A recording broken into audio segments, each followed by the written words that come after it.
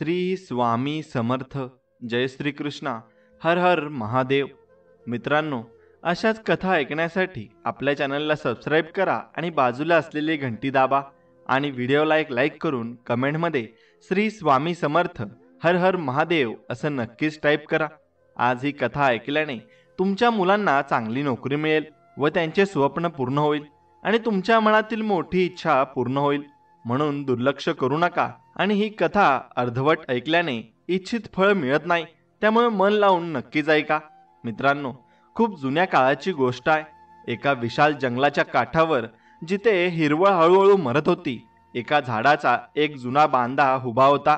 त्याच्या कोरड्या आणि निर्जीव दिसणाऱ्या जाड फांदीवर भगवान श्रीकृष्णाचा आवडता मोर आणि मोरनी यांची जोडी बसली होती. दोघेही खूप म्हातारे होते आणि एकमेकांशी खूप प्रेमाने बोलत होते. त्या गप्पांच्या उन्मादातून मोर तिच्या पत्नीला म्हणाला, हे प्रिये, आज हवामान बघ किती आल्हाददायक आहे. थंड वारा वाहत आहे, आकाश निरभ्र आहे आणि सूर्याची सौम्य उष्णता शरीराला आणि मनाला ऊर्जा देत आहे. जर या दिवशी तुम्ही आम्हाला अशी गोष्ट सांगितली ज्यातून आपण शहाणपणाच्या काही मौल्यवान गोष्टी शिकू शकू. त्याच्या पत्नीचा हा गोड आवाज ऐकून आणि इच्छा ऐकून बाबा मोराच्या चेहऱ्यावर एक मंद हास्य उमटले. तो त्याच्या पत्नीकडे प्रेमाने पाहत म्हणाला, अरे प्रिये, तुझी ही इच्छा माझ्यासाठी एक आज्ञेसारखी आहे. प्रिये, ही कथा खूप मौल्यवान आहे, कारण भगवान श्रीकृष्णाने स्वतः मला ही कथा सांगितली होती. बरं, ही कथा एका वडिलांबद्दल आणि त्यांच्या मुलांबद्दल असेल, जिथे तुम्हाला या कथेत धूर्तपणा, खरे प्रेम, निस्वार्थ आत्मीयता आणि गंभीर कट स्पष्टपणे दिसेल. ही कथा इतकी मनोरंजक आहे की तुम्ही त्यात हरवून जाल. तुम्ही अशा प्रकारे हरवून जाल की तुम्हाला वेळेचे भानही राहणार नाही आणि तुम्हाला त्यात ज्ञानाचा प्रचंड साठा मिळेल. मोराचे बोलणे ऐकल्यानंतर मोरणीच्या डोळ्यातील कुतूहलाची चमक आणखी वाढली. ती किलबिलाट करत म्हणाली, हे स्वामी, जर ही कथा खरोखरच तुम्ही सांगत आहात तशी असेल तर मग कृपया आणखी उशीर करू नका आणि मला कथा सांगा. भगवान श्रीकृष्णाची कथा ऐकून मलाही धन्यता मिळेल. आता तो बाबा मोर कथा सांगू लागतो आणि म्हणतो, हे प्रिये, ही खूप जुन्या काळाची गोष्ट आहे. टिकमगड नावाचे एक समृद्ध राज्य होते. त्या राज्याच्या राजाला एकच मुलगा होता. त्याला एक मुलगा होता ज्याचे नाव सिद्धार्थ होते. राजकुमार सिद्धार्थ हा खूप दयाळू, बुद्धिमान आणि आपल्या प्रजेशी दयाळू होता.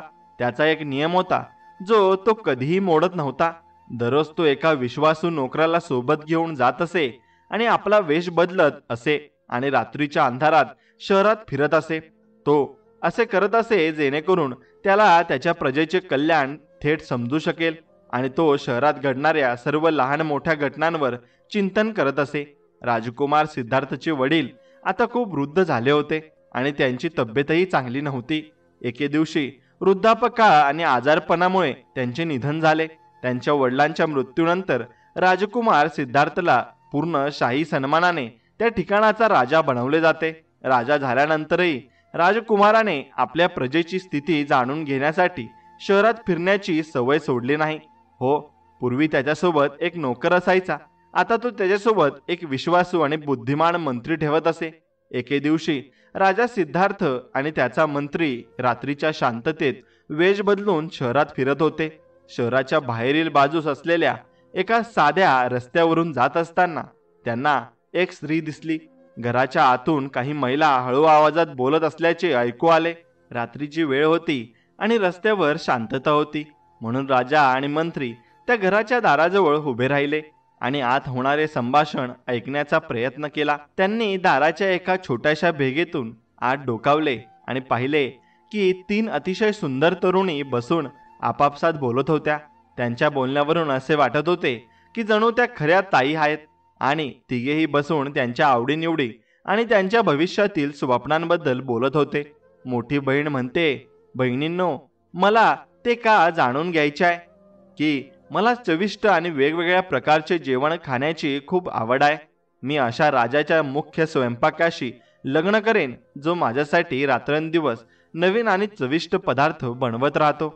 माझा नवरा माझ्यासाठी जेवण बनवतो आणि मी राणीसारखी बसून त्या जेवणाचा आस्वाद घेते.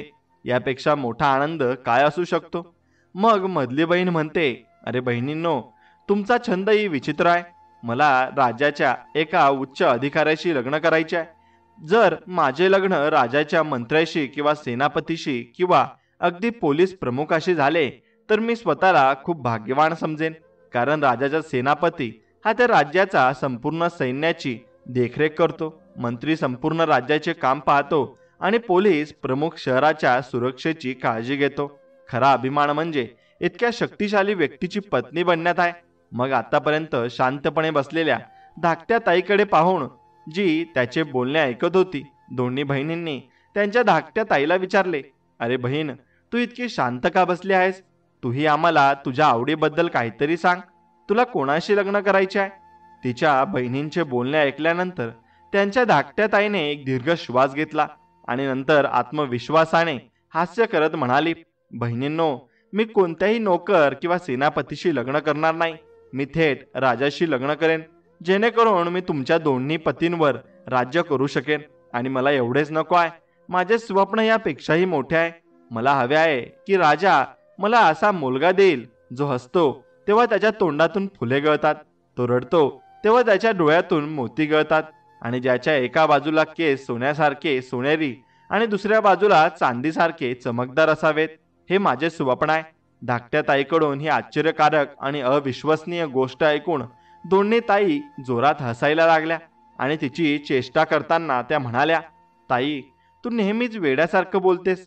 हे कधी कुठेही घडते का? तुझ्या स्वप्नातील जगातून बाहेर पड.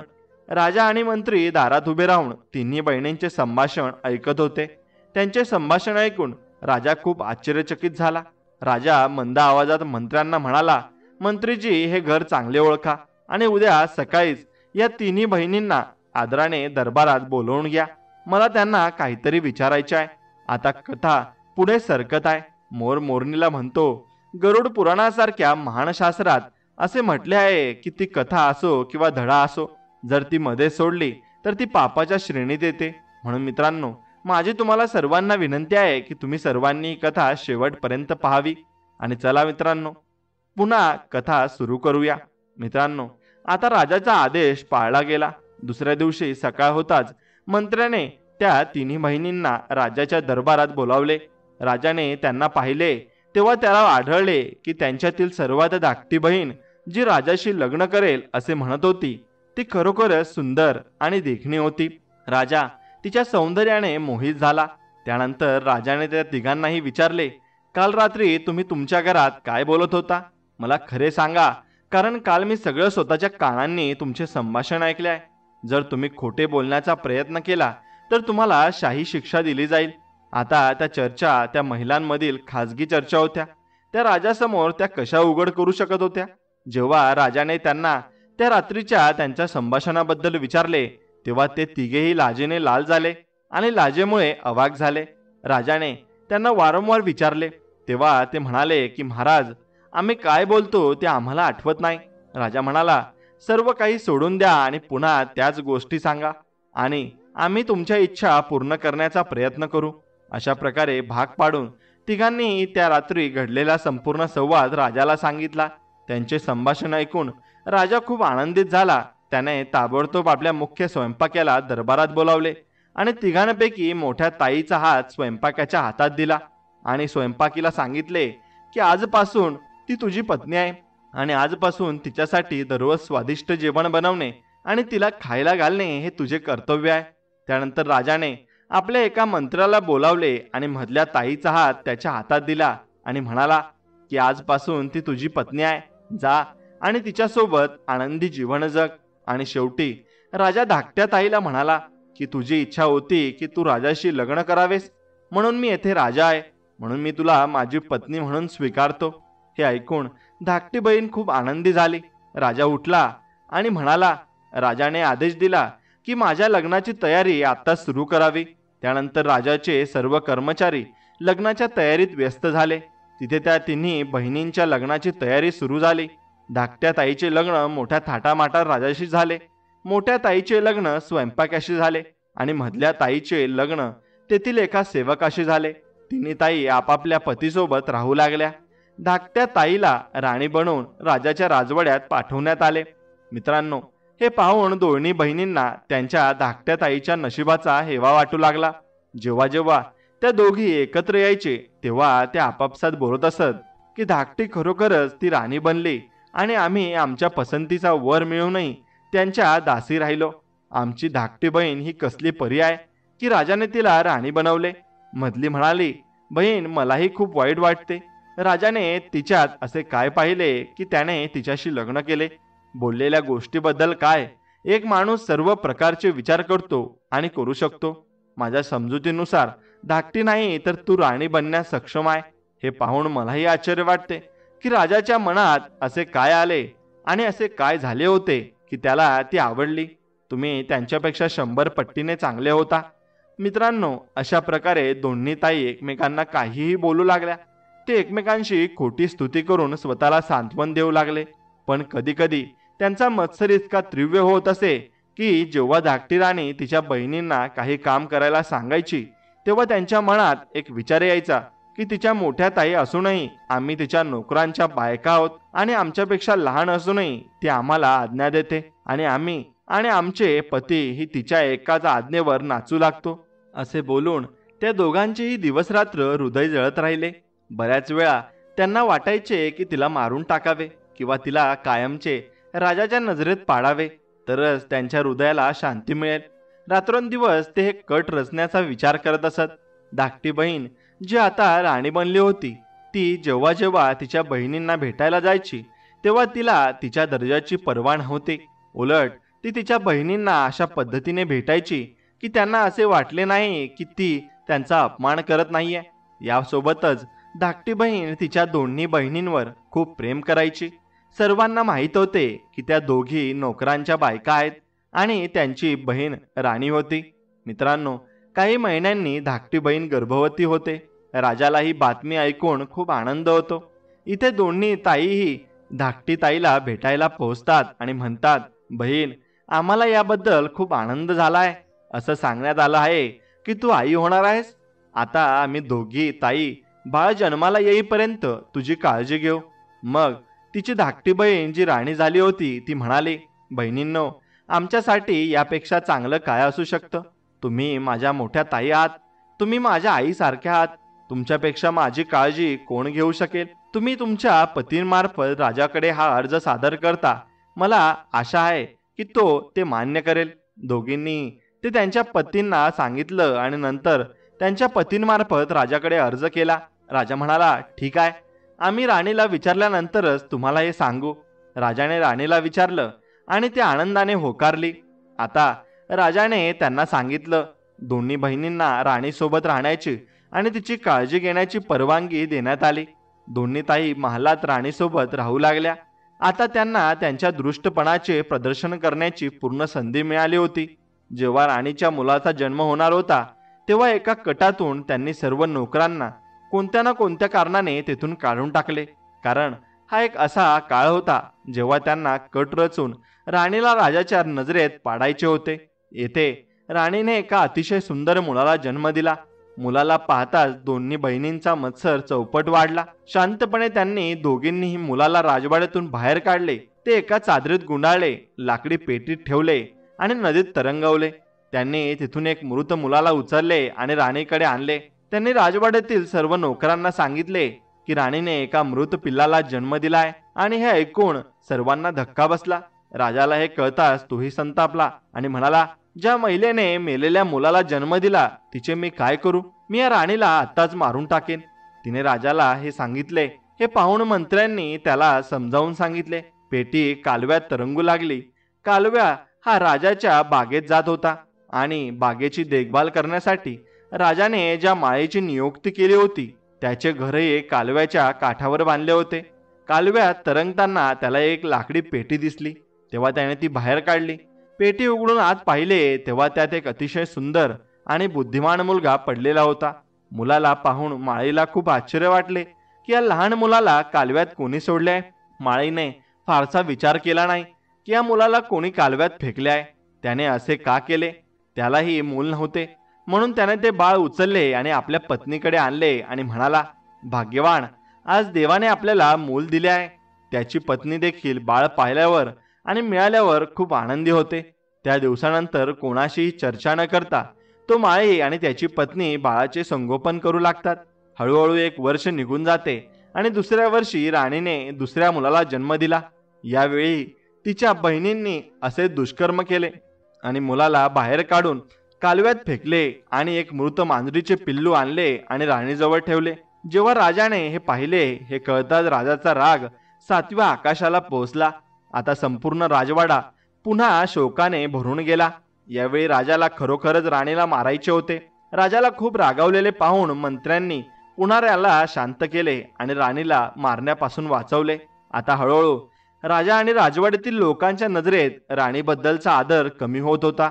दरम्यान तो पेटी पुन्हा कालव्यात तरंगत होती. त्या पेटीत कैद केलेले मूल पुन्हा त्याच माळीला सापडले. त्याने दुसरे मूलही घेतले आणि ते त्याच्या पत्नीला दिले. आता माळीच्या पत्नीने मुलाला स्वतःच्या मुलासारखे वाढवायला सुरुवात केली. काही दिवसांनी राणीने दुसऱ्या मुलाला जन्म दिला.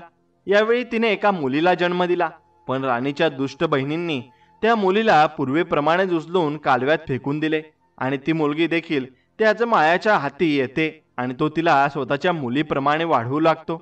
यावेळी राजाला आपला राग आवरता आला नाही, कारण राणीच्या दुष्ट बहिणींनी तिच्याजवळ एक मेलेला उंदीर ठेवला होता. राजाला वाटू लागले की या राणीमुळे आपल्या संपूर्ण शहराचे नाव बदनाम झाले आहे. सगळे म्हणत आहेत की राणी मांजरे आणि कुत्र्यांना जन्म देते. आता राजाच्या घरात काही अपमानित कुटुंब आले आहे असे दिसते. मी तिला अजिबात सोडणार नाही. इथे राजाचा हेतू चांगल्या प्रकारे समजून घेतल्यानंतर मंत्र्याने हात जोडून राजाला विनंती केली आणि राणीला मारण्यापासून वाचवले. मंत्र्याने म्हटले, महाराज, यात राणीचा काय दोष आहे? तिला मारल्यानंतरही तुमच्या घरात मुलगा किंवा मुलगी होणार नाही, म्हणून राणीला मारण्याऐवजी तुम्ही राण्यांकडे जाणे थांबवावे, हे बरे होईल. मग राजा म्हणाला, मंत्री, जर तुम्ही असे म्हणालात तर मी राणीला मारणार नाही, पण मी तिला नक्की शिक्षा करेन आणि तिला मृत्यूदंडापेक्षाही जास्त वेदनादायक शिक्षा देईन. यावेळी मी शिक्षेबद्दल तुमचे ऐकणार नाही. राजाने एका चौकात तुरुंगासारखा महाल बांधला. त्यात एक मोठा लाकडी पिंजरा ठेवण्यात आला आणि राणीला त्या पिंजऱ्यात बंद करण्यात आले होते. राजाने आदेश दिला की जो कोणी या चौकातून जाईल तो राणीला पायदळी तुडवेल आणि जो कोणी असे करणार नाही त्यालाही राणीला ही दिलेली शिक्षा जात आहे ना, ती असलेलीच कठोर शिक्षा दिली जाईल. आणि राजाच्या या आदेशाबद्दल मंत्र्यांना खूप वाईट वाटले. मंत्र्यांना वाटू लागले की या राणीच्या दोन्ही ताई या शिक्षेस पात्र आहेत आणि त्या बिचारा निष्पाप राणीला काही न करता शिक्षा होणार आहे. दुसरीकडे राणीची ती 3 मुले त्या माळीच्या घरात वाढली. माळीने त्यांच्या शिक्षणाची उत्तम व्यवस्था केली. हळूहळू ते सर्व विषयात प्रवीण झाले आणि 3 मुली मोठे होत गेली. तसतसे काही दिवसांनी माळी आणि त्याची पत्नी देखील मरण पावले. त्यांच्या मृत्यूनंतर त्यांच्या अंतिम संस्कार केल्यानंतर 3 भावंडे त्या घरात एकत्र राहू लागली. दोन्ही भावांना राजाकडे नोकरी देखील मिळते, पण ते राजाला कधीच भेटू शकले नाहीत. एके दिवशी दोन्ही भाऊ शिकारासाठी जंगलात जातात. त्यांची बहीण घरी एकटी होती. त्यावेळी एक वृद्ध आई तिच्या घरी येते आणि तिला म्हणते, अरे मुली, मी खूप थकली आहे, मी काही वेळ तुझ्या घरी राहू शकते का? मुलीने लगेच परवानगी दिली आणि मुलीने वृद्ध आईला खायला दिले. तिची चांगली काळजी घेतली आणि तिच्या घराभोवतीची सुंदर बाग आणि तलाव तिला दाखवला. तिथले सुंदर वातावरण पाहून वृद्ध आईचे मन आनंदाने भरून आले. मुलीने विचारले, आजी, माझ्या राजवाड्याबद्दल आणि बागेबद्दल तुमचे काय मत आहे? त्यात आणखी काही कमी आहे का जे तिथे असायला हवे? मग वृद्ध महिला म्हणाली, मुली, तू मला हा प्रश्न न विचारणे चांगले आहे. जर मी काही बोलली तर तू म्हणशील की नालायक वृद्ध महिला माझ्या राजवाड्यात आणि बागेत दोष शोधण्यासाठी आली आहे. म्हातारीचे बोलणे ऐकून मुलीने आग्रह धरला आणि म्हणाली, आई, मी असे काहीही बोलणार नाही. तुला यात जे काही कमी वाटेल ते मला सांग आणि मी ते पूर्ण करण्याचा प्रयत्न करेन. मग म्हातारी म्हणाली, मुली, हे सर्व तुझे ठीक आहे, पण मला वाटते की जर तुला इथे आणखी 3 गोष्टी मिळाल्या तर तुझी बाग जगातील सर्वात सुंदर होईल, पण त्या मिळवणे खूप कठीण आहे. अरे मुली, त्या 3 गोष्टी कोणत्या आहेत? लक्षपूर्वक ऐक. एक म्हणजे कोकिळा, जी माणसासारखी बोलते. जेव्हा ती बोलते तेव्हा त्याच्या भोवती लाखो पक्षी जमतात आणि त्यांच्या आवाजाने गाणे सुरू करतात. दुसरी गोष्ट म्हणजे गाणारे झाड. त्यांची पाने जाड आणि गुळगुळीत असतात. जेव्हा वारा वाहतो तेव्हा त्या झाडाची पाने एकमेकांवर घासतात आणि मग त्यातून इतके गोड संगीत येते की जो कोणी ते संगीत ऐकतो तो मंत्रमुग्ध होतो. आणि तिसरी गोष्ट म्हणजे सोनेरी पाणी. जर त्या सोनेरी पाण्याचा एक थेंब कोणत्याही भांड्यात टाकला तर ते भांडे आपोआप त्या पाण्याने भरले जाते आणि मग त्यातून एक कारंजासारखा पदार्थ बाहेर पडतो जो कधीही थांबत नाही, कारण पाणी परत येत राहते आणि त्याच भांड्यात पडत राहते. वृद्ध महिलेचे म्हणणे ऐकल्यानंतर ती मुलगी म्हणाली, आजी, जर तुम्हाला या गोष्टींबद्दल इतके तपशीलवार माहिती असेल तर मग तुम्हाला हे देखील माहिती असेल की या गोष्टी कुठे मिळतील. मला सांगा आणि मी त्या मिळवण्याचा प्रयत्न करेन. म्हातारी बाई म्हणाली, मुली, मी तुला नक्की सांगू शकत नाही की त्या कुठे आहेत, पण मी तुला हे नक्की सांगू शकते की जर कोणी येथून सरळ उत्तरेकडे गेला तर 20 दिवसांच्या प्रवासानंतर त्याला एक भिक्षू भेटेल आणि त्याला या सर्व गोष्टींबद्दल विचारावे आणि त्याला विचारावे की या गोष्टी कुठे मिळतील. तो पुढचा मार्ग सांगेल. हे बोलल्यानंतर म्हातारी बाई म्हणाली, ठीक आहे मुली, मला आधीच उशीर झाला आहे, मला आता निघावे लागेल. त्या म्हातारीला माहीत होते की ती मुलगी इतकी धाडसी आहे की ती स्वतः या गोष्टी शोधण्यासाठी बाहेर पडेल, म्हणून त्याने तिला जे काही माहीत होते ते सर्व तपशीलवार सांगितले आणि मुलीला त्याने सांगितलेली प्रत्येक गोष्ट आठवली. येथे जेव्हा दोन्ही मुले शिकारावरून घरी परततात आणि त्यांच्या ताईला दुःखी बसलेले पाहतात तेव्हा ते दोघेही त्यांच्या ताईला विचारतात, ताई, काय झाले आहे? आज तू आजारी आहेस की तुझ्या इच्छेविरुद्ध काही घडले आहे? मग मुलीने डोके टेकवले आणि म्हणाले, नाही भाऊ, असे काही नाही. भाऊ म्हणाले, तू खोटे बोलत आहेस, काहीतरी घडले असेल जे तुला दुखवत आहे. जर तू आम्हाला सांगितले नाहीस तर आम्ही तुझ्याशी बोलणार नाही. मग मुलीने पाहिले की दोन्ही भाऊ हे प्रकरण जाणून घेण्यास हट्ट करत आहे, म्हणून ती म्हणाली, मी तुम्हाला सांगू इच्छित नव्हते, कारण मी जे बोलते ते ऐकून तुम्ही काळजीत आणि त्रासात पडाल. असो, तुम्ही आग्रह करत असल्याने मी तुम्हाला सांगेन की आमच्या वडिलांनी हा राजवाडा आमच्यासाठी बनवून दिला आणि माझ्या समजुतीनुसार मी त्यांच्या सौंदर्यात आणि सजावटीत कोणत्याही प्रकारची कमतरता सोडली नव्हती. परंतु तरीही त्यात काही कमतरता आहेत. परंतु आज मला 3 गोष्टी कळल्या आहेत. जर त्या 3 गोष्टी या बागेत आल्या तर आमचे घर आणखी सुंदर होईल. दोन्ही राजपुत्रांनी विचारले, ताई, त्या गोष्टी काय आहेत? आम्हाला लवकर सांगा. मग मुलगी म्हणाली, भावांनो, पहिली एक उत्तम प्रकारची कोकिळा आहे जी बोलू शकते आणि त्यांचे गाणे ऐकून हजारो पक्षी एकत्र होतात आणि त्यांच्या आवाजात सामील होतात. दुसरा एक गाणारा वृक्ष आहे ज्याची पाने एकमेकांवर घासतात आणि संगीत निर्माण करतात. तिसरे म्हणजे सोनेरी पाने ज्याचा एक थेंब कधी न संपणारा झरा तयार करतो. मला त्या कशा मिळवायच्या याची काळजी आहे. दोन्ही राजपुत्रांनी विचारले, ताई, जर तू आम्हाला सांग की आम्हाला या 3 गोष्टी कुठे आणि कोणत्या दिशेने सापडतील तर आम्ही तुला सांगू आणि आपण ते शोधून आणण्याचा नक्कीच प्रयत्न करू. आता मुलीने तिच्या भावांना म्हातारीने सांगितलेल्या सर्व गोष्टी सांगितल्या. मित्रांनो, दुसऱ्या दिवशी त्यांच्यातील सर्वात मोठा राजपुत्र शस्त्रे घेऊन घोड्यावर बसला आणि त्या 3 गोष्टी घेण्यासाठी गेला. मग मुलगी रडू लागली आणि म्हणाली, भाऊ, मी इतकी दुष्ट आहे की माझ्या छंदामुळे मी तुम्हाला अडचणीत आणत आहे. मी माझी मागणी मागे घेते. मी या गोष्टी पुन्हा कधीही सांगणार नाही. तुम्ही जाऊ नका. मग सर्वात मोठा राजपुत्र म्हणाला, ताई, एकदा मी निघालो आहे, आता मी मागे हटणार नाही. जर मी गेलो नाही तरी गोष्ट माझ्या हृदयात कायम राहील आणि मला सतत त्रास देत राहील आणि असे मला नकोय. मग राजकुमाराने त्यांच्या ताईला एक खंजीर दिला आणि म्हणाला, ताई, जोपर्यंत खंजीर शाबूत आहे तोपर्यंत मी सुरक्षित आहे, पण जर यातून रक्ताचे थेंब टपकायला लागले तर समजून घ्या की मी जिवंत नाही. हे ऐकून भाऊ आणि बहिणी दोघेही दुःखी झाले आणि म्हणाले, भाऊ, तुम्ही अशा धोकादायक प्रवासाला जाऊ नये. परंतु मोठ्या राजकुमाराने यापैकी एकाचेही ऐकले नाही.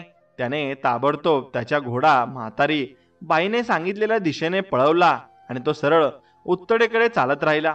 त्याने 20 दिवसांचा प्रवास केला होता तेव्हा त्याला एक विचित्र दृश्य दिसले. त्याने दूरवरून पाहिले की एक झोपडी होती आणि त्याच्या बाहेर एक बाबा माणूस होता. तो माणूस बसला होता. त्याचे केस बर्फासारखे पांढरे होते. त्याची दाढी ही मिशा आणि केस इतके वाढले होते की त्यांनी त्याचे संपूर्ण शरीर झाकले होते. त्यांच्या हातपायांचे नखे खूप लांब झाले होते. त्याने त्याचे शरीर एका चटईने झाकले होते ज्यावर त्याचे केस पडले होते. हे सर्व पाहून राजकुमाराला समजले की तोच तपस्वी भिक्षू आहे ज्याबद्दल त्या वृद्ध महिलेने माझ्या ताईला सांगितले होते. तो इतक्या दुर्गम आणि निर्जन ठिकाणी एकटा बसलाय. या भिक्षूला नक्कीच त्या गोष्टी माहीत असतील. मग राजकुमार घोड्यावरून खाली उतरला आणि त्या वृद्ध भिक्षूकडे गेला आणि त्याला नमस्कार केला. तपस्वीने उत्तर दिले. तो काहीतरी म्हणाला, पण राजकुमाराला त्याचा आवाज समजला नाही, कारण त्या तपस्वीने स्वतःला केसांनी पूर्णपणे झाकले होते. राजकुमाराने लगेच खिशातून एक छोटी कात्री काढली आणि म्हणाला, तपस्वी महाराज, तुमच्या केसांमुळे मला तुमचा आवाज समजत नाहीये. जर तुम्ही मला परवानगी दिली तर मी तुमची दाढी आणि मिशा आणि केस कापून टाकेन. तपस्वीने हावभावाने हो म्हटले आणि राजकुमाराने त्याचे सर्व केस कापले. आता ऋषीचा चेहरा पूर्णपणे बदलला होता. राजकुमार म्हणाला, तपस्वी, जर माझ्याकडे आरसा असता तर मी तुम्हाला नक्कीच दाखवले असते की तुमचे केस कापल्यानंतर तुम्ही वृद्धापनातून तरुण झाला आहात. राजकुमाराचे असे शब्द ऐकून तपस्वी हसला आणि म्हणाला, बेटा, मी तुझ्या सेवेवर प्रसन्न आहे. आता मला सांग, तू इतक्या दूर का आला आहेस? मी तुला कशी मदत करू शकतो?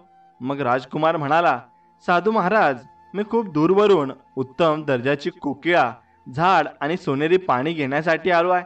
कृपया मला सांगा की मला या गोष्टी कुठून मिळतील.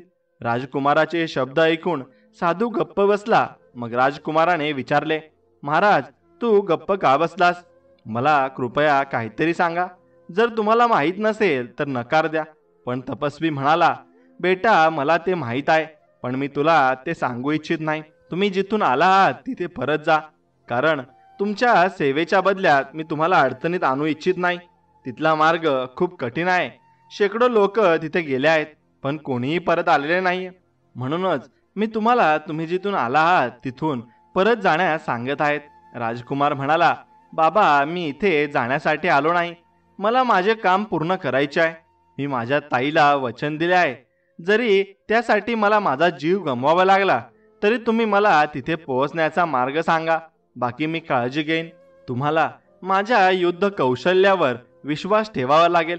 तपस्वी म्हणाला, बेटा, समस्या अशी आहे की तुम्हाला तुमचे युद्ध कौशल्य दाखवण्याची संधी मिळणार नाही. तुम्हाला शत्रूंचा सामना करावा लागेल. ते समोरासमोर लढत नाहीत, तर लपून हल्ला करतात. राजकुमार म्हणाला, लपून हल्ला करणाऱ्यांशी कसे वागायचे हे मला माहिती आहे. कृपया मला तिथे जाण्याचा मार्ग सांगा. मित्रांनो, त्या तपस्वीने त्याला खूप समजवण्याचा प्रयत्न केला, पण राजकुमाराने आपला हट्टीपणा सोडला नाही. मग तपस्वीने त्याच्या पिशवीतून एक चेंडू काढला आणि त्याला दिला आणि म्हणाला, मला तुमच्या जीवाबद्दल खूप वाईट वाटते, पण जर तुम्ही हट्टी असाल तर तुम्हाला माहीत असले पाहिजे की तुझ्यासाठी काय चांगले आहे की काही वाईट आहे. तुमचा घोडा चालवा आणि सरळ जा आणि तो चेंडू जमिनीवर टाका. हा चेंडू स्वतःहून फिरू लागेल आणि तुम्ही तो चेंडू वर फेकू शकता. चेंडू फिरत असताना त्याच्या मागे लागा आणि हा चेंडू डोंगराच्या पायथ्याशी थांबेल. तुमचा घोडा तिथे एका झाडाला बांधा आणि मग डोंगरावर चढायला सुरुवात करा. तुम्हाला दोन्ही बाजूंना काळे दगड दिसतील. त्यांच्याकडे लक्ष देऊ नका. या दरम्यान तुम्हाला मागून अनेक आवाज ऐकू येतील. तुम्हाला काही धमक्या आणि काही शिव्याही ऐकू येतील. त्याकडे दुर्लक्ष करा. जर तुम्ही एकदाही घाबरून मागे वळून पाहिले तर तुम्ही आणि तुमचा घोडा दोघेही काळ्या दगडात बदलाल. तिथे पडलेले काळे दगड तेच बाकीचे लोक आहेत जे या गोष्टी गोळा करण्यासाठी आले होते. ते डोंगराकडे गेले आणि मागे वळून पाहिले तर ते दगडात रूपांतरित झाले. जर तुम्ही यशस्वीरित्या डोंगराच्या माथ्यावर पोहोचलात तर तुम्हाला एका झाडावर एक पिंजरा लटकलेला दिसेल, ज्यामध्ये गाणारा पक्षी असेल. त्या पक्ष्याच्या बोलण्याला घाबरू नका. त्याऐवजी त्याला गाणाऱ्या झाडाबद्दल आणि सोनेरी पाण्याबद्दल विचारा. तो पक्षी तुम्हाला सांगेल की तुम्ही त्याच्याकडून काय मागत आहात आणि ते तुम्हाला कुठे मिळेल. या सर्व गोष्टी मिळाल्यानंतर तुमच्या मार्गात कोणताही धोका राहणार नाही. मुला, मी तुला हे सर्व नक्की सांगितले आहे, पण तरीही मी म्हणतो की तुम्ही परत जावे. मी तुम्हाला स्पष्टपणे सांगू शकतो, तुम्ही तिथे पोहोचण्यापूर्वीच तुम्ही एका काळ्या दगडात बदलाल. राजकुमार संन्यासीचे ऐकत नाही आणि पुढे जाण्यास तयार होतो. मग संन्यासी चेंडू फिरवतो. चेंडू फिरत राहतो आणि डोंगराच्या पायथ्याशी थांबतो. तिथून वर जाण्यासाठी एक अरुंद रस्ता आहे. राजकुमाराने तिथे आपला घोडा बांधला आणि डोंगरावर चढू लागला. थोडे पुढे गेल्यावर त्याला मोठे काळे दगड दिसतात. राजकुमार त्या दगडांमध्ये फक्त 5 पावले पुढे गेला असेल तेव्हा मागून काही आवाज येऊ लागले. ते आवाज राजकुमाराला धमकावत होते. तो आवाज म्हणत होता, हा मूर्ख कोण आहे जो पुढे जात आहे? तर दुसरा आवाज म्हणत होता, त्याला पकडा. कोणीतरी म्हणत होते, किती मोठा बदमाश आहे, त्याला पकडा आणि मारून टाका. कोणीतरी त्याच्यावर ओरडत आला आणि कोणीतरी म्हणाला, त्याला घेरून टाका, तो निश्चितच पक्षी चोरण्यासाठी आला आहे. राजकुमार त्या आवाजांकडे दुर्लक्ष करून वेगाने पुढे जाऊ लागला. पण तो जितका पुढे जाऊ लागला तितका आवाज मोठा होत गेला. त्याचे कानाचे पडदे फुटू लागले. त्याचे मन रिकामे होऊ लागले. मग त्या तपस्वीने त्याला जे सांगितले होते ते त्याच्या मनातून निघून गेले आणि एकदा त्याने मागे वळून पाहिले. त्याने मागे वळून पाहिले तर लगेच मग तो आणि त्याचा घोडा दोघेही काळ्या दगडात बदलतात. इथे राजकुमाराने त्याच्या ताईला एक खंजीर दिला होता की त्याच्या मृत्यूनंतर या खंजीरातून रक्त टपकेल. आता राजकन्या दररोज म्यानातून खंजीर काढायची आणि ते तपासायची. त्याला काहीही व्हायचे नाही. परंतु राजकुमार काळ्या दगडात बदलताच खंजीरातून रक्त टपकू लागले. हे पाहून राजकन्या मोठ्याने ओरडू लागली आणि डोके आपटू लागली आणि म्हणू लागली की अरे भाऊ, माझ्या मूर्खपणामुळे तू आपला जीव गमावलास. मला माहीत नाही की कोणत्या दुर्दैवी क्षणी ती दुर्दैवी वृद्ध महिला येथे आली होती आणि ती येथे आली नसती आणि मी या संकटात सापडलो नसतो. मी तिच्यासोबत चांगली वागली पण तिने मला मोहात पाडले. देवा, माझ्या भावाला जिवंत घरी परत पाठव किंवा मला मृत्यूदंड दे. जर माझा भाऊ इथे नसेल तर मी पक्षी, झाडे आणि त्या पाण्याचे काय करू? मला दुसरे काहीही नको आहे. मला फक्त माझा भाऊ हवा आहे. मुलीला रडताना पाहून तिचा दुसरा भाऊही रडू लागतो आणि म्हणतो, ताई, आता रडून काही उपयोग नाही. मी जे सांगतो ते तू कर. मी शोधून काढेन की भाऊ मेला आहे की नैसर्गिक कारण होते की एखाद्या शत्रूने त्याला घेरले आणि मारले. जर कोणी त्याला मारले असेल तर मी त्याला जिवंत सोडणार नाही. मी भावाच्या मृत्यूचा बदला नक्कीच घेईन. राजकन्येने दुसऱ्या भावाला समजवण्याचा खूप प्रयत्न केला आणि त्याला थांबवण्याचा प्रयत्न केला, पण तो थांबला नाही. ताई म्हणाली, मी एक भाऊ गमावला आहे. मी माझ्या दुसऱ्या भावाला मरू देणार नाही. मोठा भाऊ तुझ्यापेक्षा कमी धाडसी नव्हता, पण तरी तो अडचणीत आला. त्याने त्याचे कल्याण जाणून घेण्यासाठी मला एक खंजीरही दिला. मला तुझी अवस्था कशी कळेल? मग दुसऱ्या राजपुत्राने त्याच्या ताईला मोत्यांचा हार दिला आणि म्हणाला, बघ ताई, या हारातील सगळे मोती वेगवेगळे आहेत. ज्या दिवशी हे मोती एकमेकांना चिकटतील तेव्हा तुला समजले पाहिजे की मी आता या जगात नाही. असे म्हणत दुसरा राजपुत्रही घोड्यावर स्वार झाला. तो बसतो आणि निघून जातो आणि 20 दिवसांच्या प्रवासानंतर तो त्याच ऋषीकडे पोहोचतो आणि ऋषींना नमस्कार केल्यानंतर त्याने विचारले की हे मुनिवर, तू मला सांगशील का की मला तो बोलणारा पक्षी, गाणारा वृक्ष आणि सोनेरी पाणी कुठे मिळेल? मग तो तपस्वी म्हणाला, बेटा, तो मार्ग खूप धोकादायक आहे. तिथे जाण्याचा विचार सोडून दे आणि घरी परत जा. तिथून आतापर्यंत कोणीही परत आलेले नाहीये. काही दिवसांपूर्वी एक तरुण येथे आला होता जो अगदी तुमच्यासारखा दिसत होता. मी त्याला खूप समजावण्याचा प्रयत्न केला पण त्याने ऐकले नाही आणि तोही आतापर्यंत परतलेला नाही. मग राजकुमाराने उत्तर दिले, तो माझा मोठा भाऊ आहे आणि मला माहिती आहे की तो आता जिवंत नाही. पण तो कसा मरण पावला हे मला माहीत नाही. तो नैसर्गिक कारणांनी मरण पावला की शत्रूने त्याला घेरले आणि मारले? मग तो सिद्ध तपस्वी म्हणाला, मी तुम्हाला सांगेन. माझ्या इशाऱ्याला न जुमानता बरेच लोक त्या मार्गावर जातात आणि काळ्या दगडात बदलतात. तुमच्या भावासोबतही असेच घडले. तुम्ही माझ्या ऐका आणि घरी परत जा, नाहीतर तुम्ही काळ्या दगडात बदलाल. तो मुलगा म्हणाला, तपस्वी, आता खूप पुढे गेलो आहे आणि मी परत जाण्याचा विचारही करू शकत नाही. कृपया मला मार्ग सांगा. तपस्वी म्हणाला, बेटा, जर तू आग्रह धरलास तर जा आणि या चेंडूच्या मागे जा. हा चेंडू तुला तुझ्या गंतव्यस्थानावर नक्कीच घेऊन जाईल आणि कोणी कितीही आग्रह केला, ओरडले किंवा शिव्या दिल्या तरी मागे वळून बघू नकोस. असे म्हणत तपस्वीने चेंडू मुलाला दिला. राजकुमाराला उद्देशून चेंडू फिरत राहिला आणि राजकुमार त्याच्या मागे जात राहिला. काही वेळ चालल्यानंतर चेंडू एका डोंगराजवळ थांबला. दुसरा राजकुमार आपला घोडा तिथेच सोडून डोंगरावर चढू लागला आणि तो नुकताच 2-4 पायऱ्या चढला असेल तेव्हा त्याला मागून कोणीतरी ओरडताना ऐकू आले, अरे बदमाश, अरे वाईट, तू कुठे जात आहेस? थांब. अरे हरामी, मी तुला शिक्षा करेन, मला शिवीगाळ कर. हे ऐकून दुसरा राजकुमार रागावतो आणि त्याचे रक्त उकळते. तो ऋषींनी दिलेला इशारा विसरला. त्याने म्याणातून तलवार काढली आणि तो अत्याचार करण्याचे, नक्कीच तुकडे करणार आहे हे पाहण्यासाठी वळला. पण मागे वळून पाहिल्यावर तो काळ्या दगडात बदलतो आणि त्याचा घोडा देखील काळ्या दगडात बदलतो. मित्रांनो, दुसऱ्या बाजूला जेव्हा राजकुमारीला राजकुमाराने दिलेली माळ पाहिली तेव्हा तिला दिसले की माळातील सर्व मणी एकमेकांना चिकटलेले आहेत. हे पाहून ती मुलगी मोठ्याने ओरडली. तिला समजले की तिचा भाऊ हा दुसराही आता या जगात राहिलेला नाहीये. तिच्या भावाच्या दुःखामुळे ती खूप दुःखी होती. ती रडू लागली आणि रडत रडत ती बेशुद्ध पडते. जेव्हा ती शुद्धीवर येते तेव्हा तिने ठरवले की तिच्यामुळे तिचे दोन्ही भाऊ मृत्युमुखी पडले आहेत. आता ती जगून काय करेल? मित्रांनो, ती मुलगी सर्व कलांमध्ये पारंगत होती. शस्त्रे चालवणे, घोडेस्वारी, तलवारबाजी, धनुर्विद्या, ती सर्व कौशल्यांमध्ये पारंगत होती. आता ती मुलगी घोड्यावर स्वार झाली आणि तिच्या भावांच्या शोधात निघाली. 20 दिवस चालल्यानंतर ती त्याच ऋषीकडे पोहोचते आणि त्या तपस्वीला नमस्कार करून ती विचारते, हे तपस्वी महाराज, मला एक बोलणारा पक्षी, एक गाणारा वृक्ष आणि सोनेरी पाणी हवे आहे. मला सांगा ते मला कुठे मिळेल? मग संत म्हणाले, मुली, तू एक मुलगी आहेस आणि तुझ्या इच्छांवर नियंत्रण ठेवणे तुझ्यासाठी चांगले होईल. आणि जरी तू ज्या गोष्टींचा विचार केला आहेस त्या मिळाल्या तरी तू सुरक्षितपणे परत येऊ शकणार नाहीस. एक काम कर, येथून तू जिथून परत आली आहेस ना त्याच मार्गाने जा. तो मार्ग खूप कठीण आहे.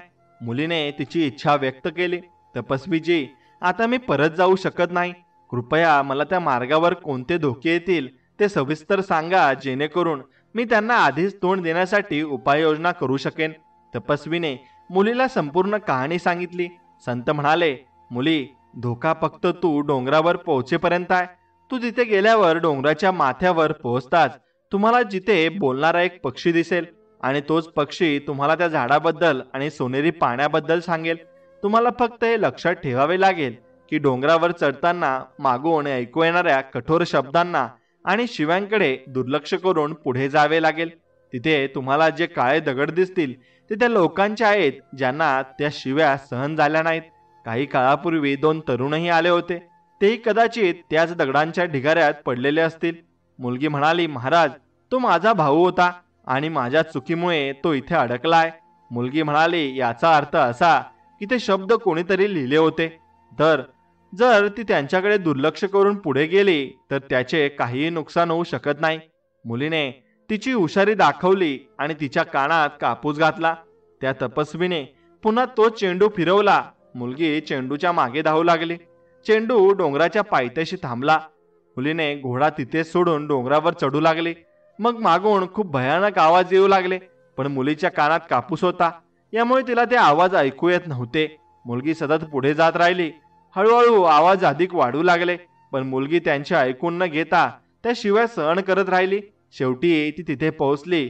ती डोंगराच्या माथ्यावर चढली आणि तिथे तिला दिसले की एका पिंजऱ्यात एक सुंदर पक्षी गोड आवाजात गात आहे.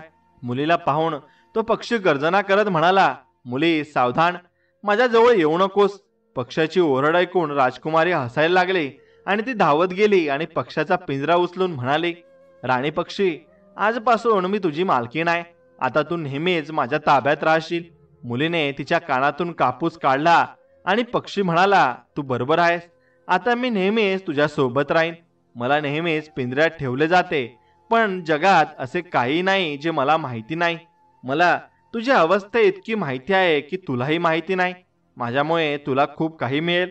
आता तू माझी मालकीण आहेस आणि मी तुझी सेवा करेन. आता मला सांग, तुला माझ्याकडून काय हवे आहे? पक्षाचे बोलणे ऐकून मुलगी खूप आनंदी होते आणि राजकुमारी म्हणाली, माझे भाऊ दगड झाले आहेत, याचे मला खूप दुःख आहे. असो, मी या गोष्टींबद्दल नंतर तुमच्याशी बोलेन. आधी मला सांग की मला गाणारे झाड आणि सोनेरी पाणी कुठे मिळेल?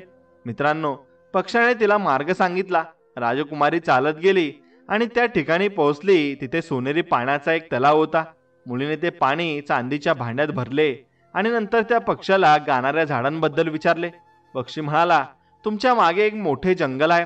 तुम्हाला त्यात गाणारे झाड सापडेल आणि तिथे पोहोचल्यानंतर तुम्हाला स्वतःला कळेल की ते कोणते झाड आहे, कारण त्या झाडातून संगीत येत असेल.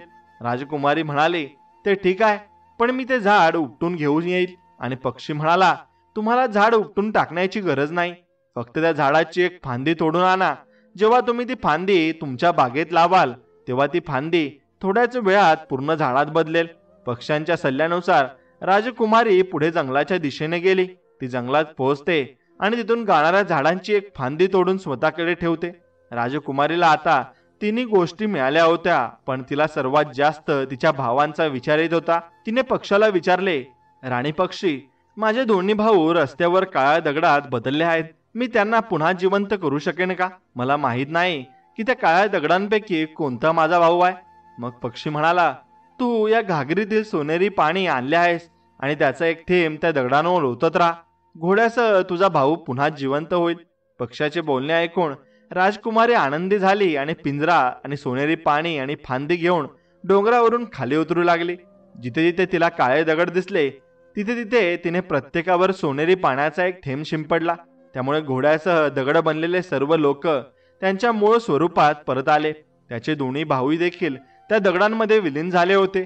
त्यांच्या भावांना जिवंत पाहून राजकुमारीने लगेच त्यांना मिठी मारली आणि रडू लागली आणि म्हणाली, भावांनो, मला तो पक्षी, सोनेरी पाणी आणि बोलणारे झाड सापडले आहे.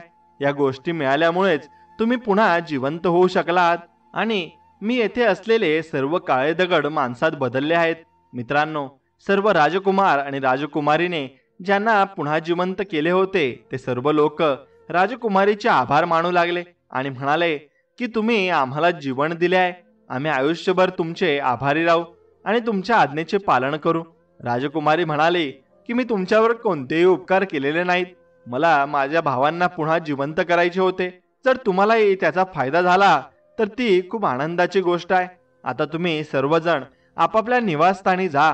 मित्रांनो, येथे राजकुमारी आणि तिचे दोन्ही भाऊ त्यांच्या घोड्यांवर स्वार झाले आणि दोन्ही राजकुमारांनी प्रत्येकी एक वस्तू घेतली आणि एकाने सोनेरी पाणी घेतले आणि एकाने गाणारे झाड आणि राजकुमारीने पक्षाचा पिंजरा घेतला.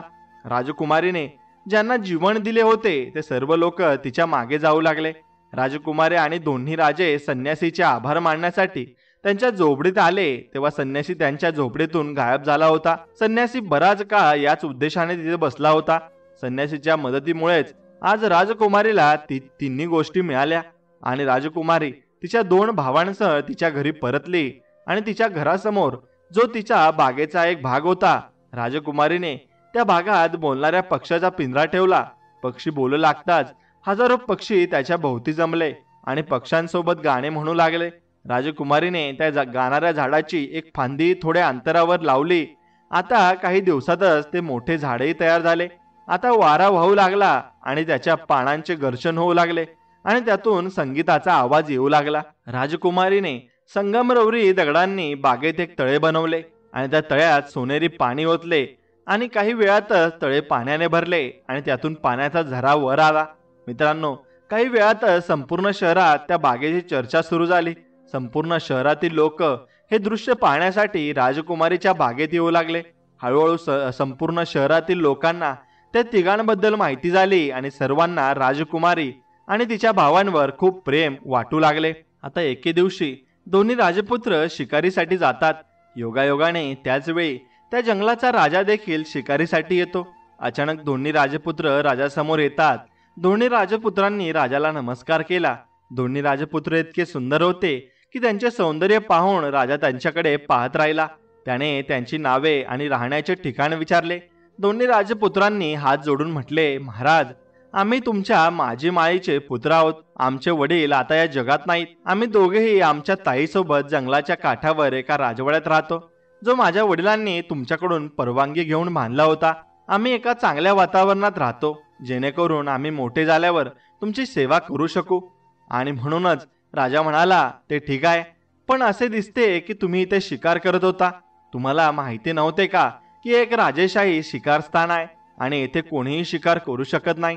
दोन्ही राजपुत्रांनी विनंती केली, महाराज, कृपया मला माफ करा. आमचे वडील अकाली मृत्युमुखी पडले आहेत. आम्हाला कोणी मार्गदर्शक नाही, म्हणून आमचे ज्ञान अपूर्ण आहे आणि इतर तरुणांप्रमाणेच आम्हीही चुका करतो. मित्रांनो, राजपुत्राचे नम्र शब्द ऐकून राजा हसला आणि म्हणाला, मुलांनो, तुम्हाला शिकार कशी करायची हे माहिती आहे की नाही? दोघांनीही उत्तर दिले, हो महाराज, आम्हाला खूप चांगले शिकार कसे करायचे हे माहिती आहे. तुम्ही आम्हाला एक संधी द्यावी आणि ते पाहावे. मग राजा म्हणाला, ठीक आहे, आम्ही तुम्हाला एक संधी देत आहोत. तुम्ही आम्हाला शिकार कशी करायची ते दाखवा. मित्रांनो, दोन्ही राजपुत्रांनी थोड्याच वेळात सिंह आणि अस्वलाची शिकार केली आणि त्यांना राजासमोर आणले. दोन्ही राजपुत्रांचे शौर्य पाहून राजा खूप आनंदी झाला आणि म्हणाला, हे मुलांनो, मी तुम्हाला तुमच्या शौर्यापासून वेगळे करू इच्छित नाही, म्हणूनच तुम्ही माझ्यासोबत माझ्या राजवाड्यात यावे अशी इच्छा करतो. माझ्यासोबत राजवाड्यात या आणि जेवण करा. राजपुत्र म्हणाले, महाराज, सध्या आम्ही तुमच्यासोबत येऊ शकत नाही. या उद्धटपणाबद्दल आम्ही माफी मागतो. राजाने आश्चर्याचे विचारले, आपण का येऊ शकत नाही? त्यांनी सांगितले की आम्हाला एक बहीण आहे. आम्ही तिघे जे काही करतो ते एकमेकांच्या सल्ल्याने करतो. आमच्या ताईला सल्ला घेतल्यानंतरच आम्ही तुमच्या जागी येऊ शकतो. मग राजा म्हणाला, तुम्ही भाऊ आणि बहीण एकमेकांच्या सल्ल्याने काम करता याचा मला खूप आनंद आहे. राजा म्हणाला, ठीक आहे, आज तुम्ही तुमच्या घरी जा आणि तुमच्या ताईला विचारून उद्या त्याच ठिकाणी आम्हाला भेटायला या. अशा प्रकारे दोन्ही राजपुत्रांनी राजाकडून परवानगी घेतली. ते त्यांच्या घरी परततात, पण ते त्यांच्या ताईशी त्या घटनेबद्दल बोलायला विसरले की ते या राज्याच्या राजाला भेटले आणि त्याने त्यांना जेवणासाठी आमंत्रित केले आहे. आणि जेव्हा दुसऱ्या दिवशी ते पुन्हा शिकारीसाठी त्या जंगलात गेले तेव्हा राजाने पुन्हा विचारले की त्यांनी त्यांच्या ताईला सल्ला घेतला की नाही. राजाने विचारल्यावर दोघेही घाबरले आणि एकमेकांकडे पाहू लागले. ते म्हणाले, महाराज, आमची चूक झाली, आम्ही या विषयावर चर्चा करायला विसरलो. राजा म्हणाला, काही फरक पडत नाही, आज नाही तर उद्या त्यांना विचारा. दोन्ही राजे घरी येतात आणि त्यांच्या ताईला सांगतात, ताई, आज आम्ही शिकारीसाठी गेलो होतो, तिथे आम्हाला कोणीतरी भेटलं. राजकन्या म्हणाली, कोण भेटलं तुम्हाला? तेव्हा राजकुमार म्हणाले, तिथे आम्ही राजाला भेटलो आणि राजाने आम्हा दोघांनाही त्यांच्या राजवाड्यात जेवणासाठी आमंत्रित केले आहे. राजकन्या म्हणाली, ही तुमच्यासाठी सौभाग्याची गोष्ट आहे. पण थांबा, राजा योगी अग्नी आणि पाण्याचे त्यांच्या विचित्र रीतिरिवाज आहेत आणि आपण त्यांच्यापासून सुरक्षितपणे जाऊया. मला थोडा वेळ द्या. प्रथम मी त्या बोलणाऱ्या पक्षाला विचारते की आपण राजाचे आमंत्रण स्वीकारावे की नाही. राजकन्या लगेच पक्षाच्या पिंजऱ्यासह तिच्या खोलीत आले आणि विचारले, राणी पक्षी, तुला सर्व काही माहिती आहे, तुझ्यापासून काहीही लपलेले नाही आणि तू प्रत्येक सल्ल्यामध्ये नेहमीच बरोबर असतोस. मग राजा, माझ्या दोन्ही भावांकडून मला एक सल्ला घ्यायचा आहे. राजाने त्याला त्याच्या घरी जेवणासाठी आमंत्रित केले आहे. यावर तुमचे काय मत आहे ते मला सांगा. पक्षी म्हणाला, राजकन्या, तुमच्या भावांनी राजाच्या आज्ञेचे पालन केले पाहिजे. राजा संपूर्ण राज्याचा मालक आहे. या दोघांना त्यांचे पाहुणे बनण्यात काहीही नुकसान होणार नाही. ते त्यांच्या मनाप्रमाणे जाऊ शकतात, परंतु दोन्ही राजपुत्रांनी राजाला त्यांच्या घरी जेवणासाठी आमंत्रित केले पाहिजे. राजकन्याने विचारले, अरे पक्षी, मला आणखी एक गोष्ट सांग. जर राजा माझ्या भावांच्या आमंत्रणावरून आमच्या घरी आला तर मी राजासमोर जावे की नाही? पक्षी म्हणाला, यात काहीही नुकसान नाही. राजा त्यांच्या प्रजेसाठी पित्यासारखा असतो आणि पित्यासमोर जाण्यात काहीही नुकसान नाही. कोणत्याही प्रकारचा संकोच नसावा. पक्षाला विचारल्यानंतर राजकन्येने तिच्या दोन्ही भावांना राजाच्या आमंत्रणावर जाण्याचा आदेश दिला. आता दुसऱ्या दिवशी दोघेही त्याच जंगलात राजाला भेटायला जातात आणि राजाला म्हणतात, महाराज, आम्ही तुमचे आमंत्रण स्वीकारतो, परंतु जेव्हा तुम्ही आमचे आमंत्रण स्वीकाराल तेव्हाच आम्ही तुमचे आमंत्रण स्वीकारू. राजा देखील त्यांचे आमंत्रण स्वीकारतो. मित्रांनो, अशा प्रकारे राजा दोन्ही राजपुत्रांना त्यांच्या राजवाड्यात बोलावतो आणि त्यांची खूप चांगली काळजी घेतो. राजाने त्यांचे खूप चांगले स्वागत केले. त्यांना इतके चांगले वागवले जात होते की अनेक दरबारी आणि सरदार राजपुत्रांचा हेवा करू लागले. हे सर्व विचार करू लागले की राजा या अनोळखी लोकांवर इतका दयाळू काय? राजाचे सर्व कर्मचारी हे पाहून खूप आश्चर्यचकित झाले. या अनोळखी तरुणांना इतका आदर का दिला जात आहे याचा विचार करून सर्वांना आश्चर्य वाटले. दोन्ही राजपुत्रांचे रूप आणि वर्तन पाहून सर्वांनाच आश्चर्य वाटले. ते आपापसात बोलत असत की जर राजाने त्या राणीला पिंजऱ्यात बंदिस्त केले नसते तर तिने तिच्या मुलांना जन्म दिला असता, तर आज तेही या मुलांइतके मोठे असते. मित्रांनो, राजा राजवाड्यात आल्यावर जेवणाची वेळ झाली. नोकरदासींनी सोन्याच्या भांड्यांमध्ये जेवण वाढले. राजाने दोन्ही राजपुत्रांना जेवणासाठी बसण्यास सांगितले. दोन्ही राजपुत्र खूप सुसंस्कृत होते. राजाने त्यांची अनेक प्रकारे परीक्षा घेतली, पण ते प्रत्येक परीक्षेत उत्तीर्ण झाले. राजा विचार करू लागला की जर त्याच्याकडे इतके धाडसी राजपुत्र असतील तर किती बरे होईल. आता राजाचे त्यांच्याबद्दलचे आकर्षण वाढत होते. जेवणानंतर राजा त्यांच्या मनोरंजनात कक्षात घेऊन गेला आणि बऱ्याच वेळ त्यांच्याशी बोलला. त्यांना ऐकून त्याला समाधान वाटले नाही. मग राजाने त्याच्या काळातील गायन आणि वाद्य वाजण्याची कला सुरू करण्याचा आदेश दिला. तिथे सर्वोत्तम गायक आणि संगीतकारांना बोलवण्यात आले आणि त्यांनी त्यांची उत्कृष्ट कला सादर केली. त्यानंतर गायन आणि नृत्याची व्यवस्था करण्यात आली आणि नर्तकीने तिच्या मनमोहक नृत्याचे सर्वांना आनंद दिला. नाटककाराने नाटके सादर केली. हा कार्यक्रम काही तास चालला. त्यानंतर जेव्हा संध्याकाळ होणार होती तेव्हा दोन्ही राजपुत्रांनी राजाकडे त्यांच्या घरी जाण्याची परवानगी मागितली आणि राजाला म्हणाले, महाराज, आता तुम्ही कृपया या 2 गरीब लोकांच्या झोपडीत या आणि आमच्यावर दया करा. राजाने त्यांचे आमंत्रण स्वीकारले. अशा प्रकारे दोन्ही राजपुत्र आपापल्या घरी परतले. घरी पोहोचल्यानंतर त्यांनी आपल्या ताईला सांगितले. राजाने सर्वांसमोर आमचे स्वागत केले आणि असेही वचन दिले की तो उद्या शिकार करून परतल्यानंतर आमच्या घरी नक्कीच येईल. आता आपल्या राजाच्या आवडीचे सर्वोत्तम जेवणाची व्यवस्था करावी लागेल. राजकन्येने सांगितले की काळजी करू नका, मी बोलण्याच्या पक्षाचा सल्ला घेऊन सर्व व्यवस्था करेन. मग ती पक्षाचा पिंजरा तिच्या खोलीत घेऊन गेली आणि पक्षाला संपूर्ण परिस्थिती सांगितली. पक्षी म्हणाला, राजकन्या, राजा तुमच्या घरी येत आहे, हे खूप भाग्याची गोष्ट आहे. तुम्ही त्याच्या स्वागतासाठी जे काही व्यवस्था करू शकता ते सर्वोत्तम असले पाहिजे. परंतु माझ्या विनंतीनुसार तुम्ही एक खास जेवण तयार करावे. तुम्ही खीर बनवावी आणि त्यावर सुकामेवा वाढावा आणि अशा प्रकारे विविध ठिकाणी मोती पसरवा आणि ताट तयार करा. राजकुमारी म्हणाली, ही कसली डिश आहे? मी ऐकले होते की हंस मोती खातात, पण राजा मोती कसा खातो हे मला समजले नाही. पण तरीही मला इतके मोती कुठून मिळतील? पक्षी म्हणाला, त्याची काळजी करू नकोस. तुझ्या बागेत पूर्वेला एक झाड आहे. त्या झाडाजवळ उत्खनन कर आणि तिथे तुला भरपूर मोती पुरलेले आढळतील. पक्षाच्या सल्ल्यानुसार राजकुमारीने 2 नोकरांना घेऊन झाडाखाली उत्खनन केले. झाडाच्या मुळाशी एक सोन्याची पेटी सापडली, जी विविध प्रकारच्या दागिन्यांनी आणि सुंदर मोत्यांनी भरलेली होती. हे पाहून राजकुमारीला खूप आनंद झाला. ती आता खूप आनंदी झाली होती. आता तिचा पक्ष्यांवर पूर्ण विश्वास होता.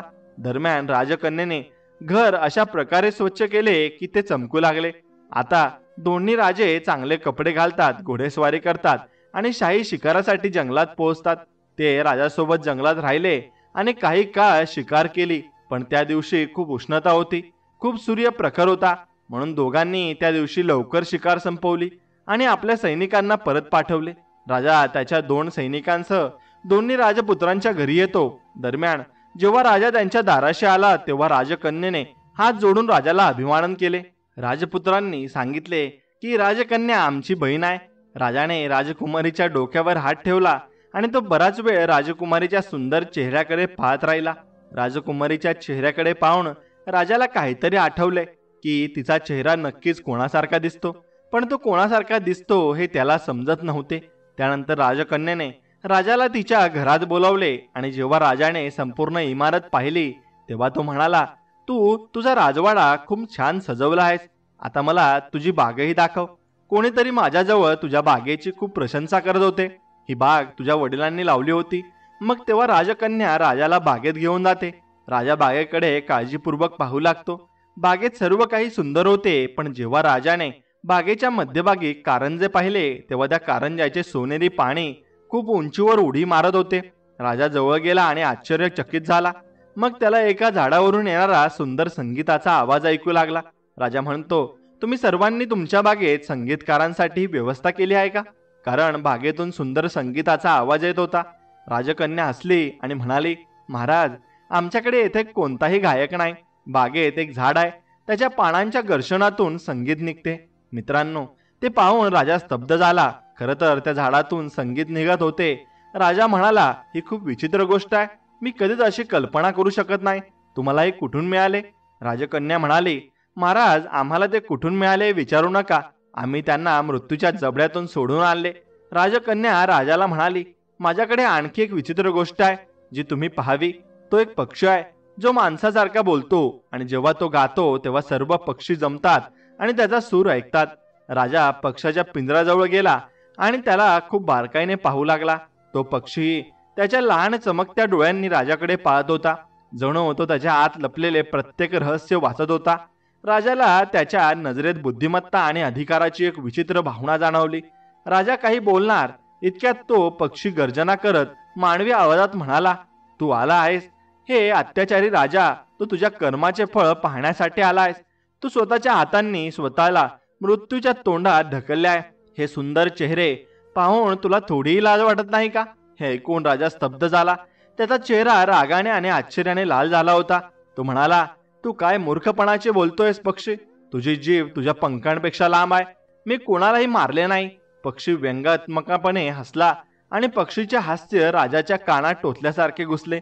पक्षी म्हणाले, अरे तू निर्दोष आहेस. तू काहीही केलेले नाहीस. तुझ्या तर राणीने प्राण्यांना जन्म दिला नाही का? पण तू कधी विचार केला आहेस का, माणसाच्या पोटातून प्राणी कसा जन्माला येऊ शकतो? सत्य हे आहे की तुला अशी राणी हवी होती जी तुला दैवी मुले देईल. पण जेव्हा राणीने सामान्य मुलांना जन्म दिला तेव्हा तुम्हाला तुमचा अभिमान दुखावला गेला. तुम्ही स्वतःला त्या नवजात बाळांना बदलून मृत प्राण्यांच्या बाळांमध्ये बदलून नदीत फेकून दिले, जेणेकरून तुम्हाला तुमच्या निष्पाप पत्नीला सोडून देण्याचे आणि बदनामी करण्याचे ठोस कारण मिळेल. मला सांगा, हे खरे नाही का? पक्ष्यांची ही खोटी आणि बनावट कथा ऐकून राजाचे डोके गोंधळले. तो थरथर कापत म्हणाला, नाही, हे खोटे आहे, उघड खोटे आहे. मी असे कोणतेही पाप केलेले नाही. त्यांच्या कपाळावर घामाचे थेंब आले. तो या तिन्ही भावंडाकडे आणि नंतर पक्षाकडे पाहू लागला. त्याचे मन खूप गोंधळले होते. पक्षाने म्हटले की ते सर्व ठीक आहे, मला एका प्रश्नाचे उत्तर दे. राजाने होकार दिला. पक्षी मान हलवत म्हणाला, ठीक आहे, जर तू इतका सत्यवादी आणि ज्ञानी आहेस तर माझ्या एका कोड्याचे उत्तर दे. जर तू तो सोडवलास तर मी विश्वास ठेवेन की तू निर्दोष आहेस. लक्षपूर्वक ऐक. पक्षी त्याच्या गोड पण गंभीर आवाजात कोडे सांगू लागला. ती कोण आहे जिच्या तोंडात जीभ होती पण ती सत्य सांगू शकत नव्हती? ती कोण आहे जिच्या डोळ्यात दृष्टी होती पण ती न्याय पाहू शकत नव्हती? ती कोण आहे जिच्या हातात सत्ता होती पण ती स्वतःचा भाग हा धरू शकत नव्हती? आणि ती कोण होती आणि कोणती ओढ आहे जी मला तिथे घेऊन गेली, जिथे मृत्यूचा आदेश देण्यात आला होता पण जीवनाचे वरदान घेऊन आली? मला सांग राजन, जर तू निर्दोष आहेस तर एक कोडे सोडव. कोडे ऐकून राजा घाबरला. त्याचे मन जणू शून्य झाले. प्रत्येक ओळ त्याच्या हृदयावर हातोड्यासारखी आदळत होती. तिच्या तोंडात जीभ होती पण ती सत्य सांगू शकत नव्हती. हे आश्चर्य होते. तिच्या डोळ्यात दृश्य होते पण तिला न्याय दिसत नव्हता. हा कोण होता? तो स्वतः होता. तिच्या हातात सत्ता होती पण ती रोखू शकत नव्हती. ही ओळ त्याला खोलवर टोचत होती आणि ती नदी जी मुलांना वाहून घेऊन जात होती. राजाच्या डोळ्यासमोर अंधार येऊ लागला. त्याला काही समजत नव्हते. तो निराशेने डोके वर धरून बसला आणि राजाला अशा प्रकारे अस्वस्थ आणि पराभूत झालेले पाहून पक्षाचा आवाज बदलला. आता पक्षाच्या आवाजात व्यंग किंवा राग नव्हता.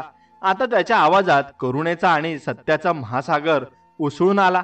पक्षी म्हणाला, हे राजा, तू ते सोडू शकला नाहीस कारण सत्य तुझ्या डोळ्यासमोर होते पण ते कटाच्या जाड पडद्याने झाकलेले होते.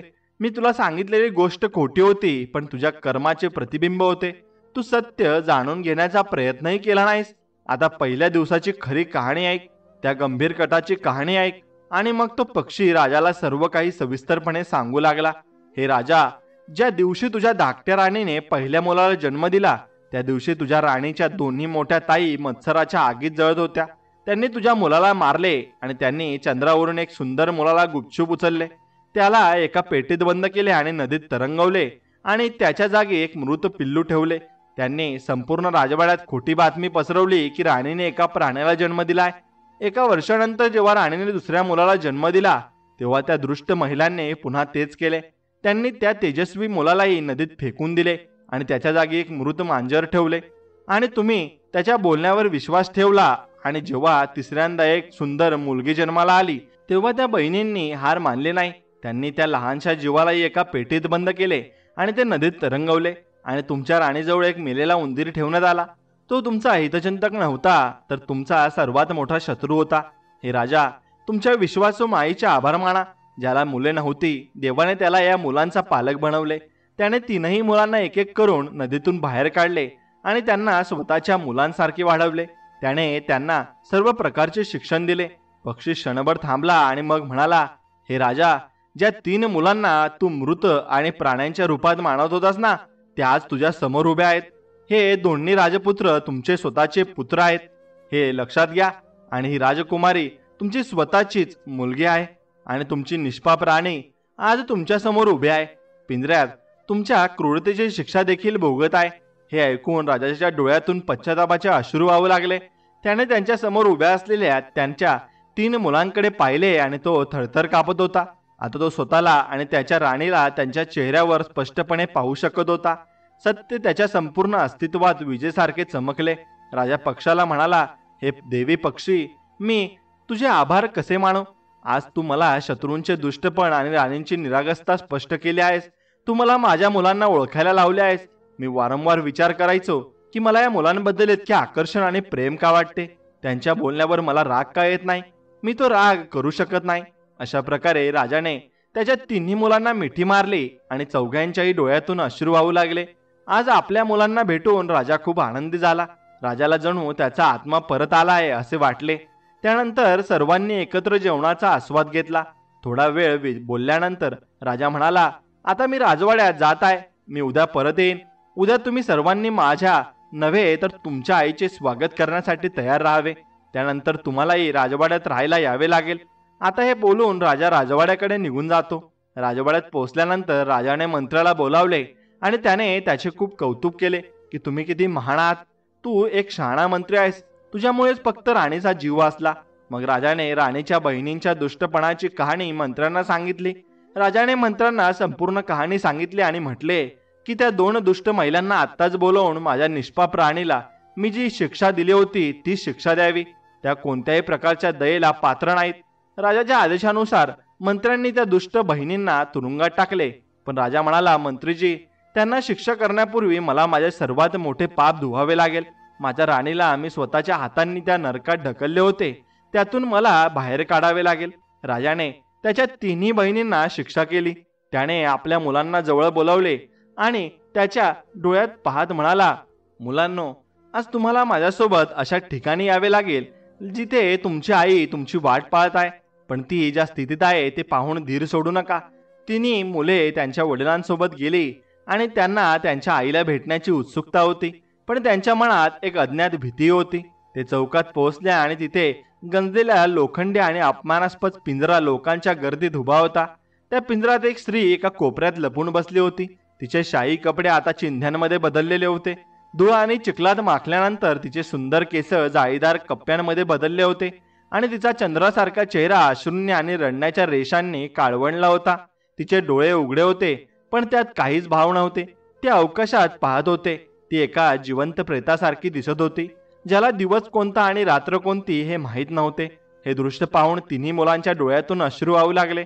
राजकन्या रडू लागली। राजाचे हृदय तिच्या मुठीत अडकल्यासारखे वाटले। तो थरथरत्या पावलांनी पिंजऱ्याजवळ गेला। त्याने पिंजऱ्याचे जड गंजलेले कुलूप हातांनी उघडले। दार कर्कश आवाजाने उघडले आणि राजाच्या पिंजऱ्यात गेला आणि त्याच्या राणीसमोर उभा राहिला आणि तो गुडघे टेकून राणीच्या धुळीने माखलेले पाय धरून लहान मुलासारखा रडला आणि म्हणाला, राणी, मला माफ करा। मी तुमचा गुन्हेगार आहे। मी आंधळा झालो होतो। तुझ्या खोट्या बोलण्यावरून माझा विश्वास नव्हता। मी माझ्या स्वतःच्या हातांनी माझे जग उद्ध्वस्त केले। अरे माझी प्रिये, माझ्याकडे बघ, मी तुझा सिद्धार्थ आहे। राणीने हळूहळू तिचे काळवंडलेले डोळे वर करून त्याच्याकडे पाहिले, पण तिच्या डोळ्यात ओळख नव्हती।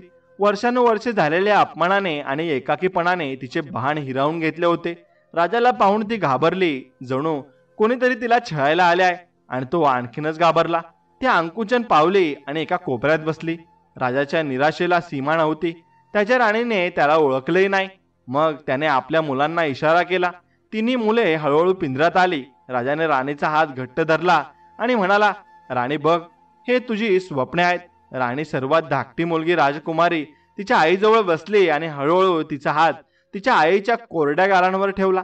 आईच्या आवाजात इतक्या वेदना आणि प्रेम होते की राणीच्या दगडी जळपणाने राजकन्येचे हात थरथर कापले।